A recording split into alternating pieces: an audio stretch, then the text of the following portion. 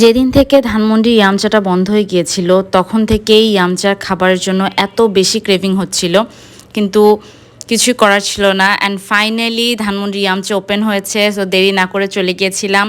তো as usual গিয়ে প্রায় 40 মিনিটের মতো সিরিয়ালে বসে থাকতে হয়েছে। অ্যান্ড এরপর ফাইনালি আমরা সিট পাই।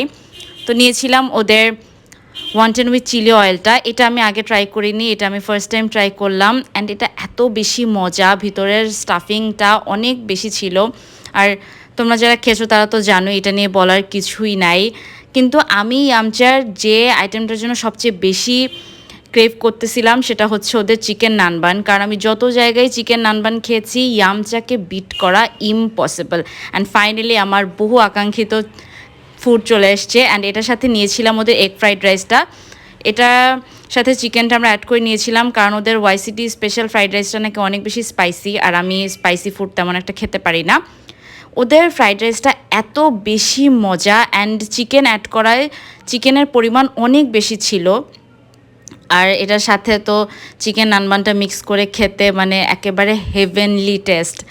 আমি জানি না, অনেকে বলছে হয়তো যে কোয়ালিটি একটু ড্রপ করেছে, কিন্তু আমার কাছে এরকম কিছুই মনে হয়নি। I just enjoyed my food, that's all.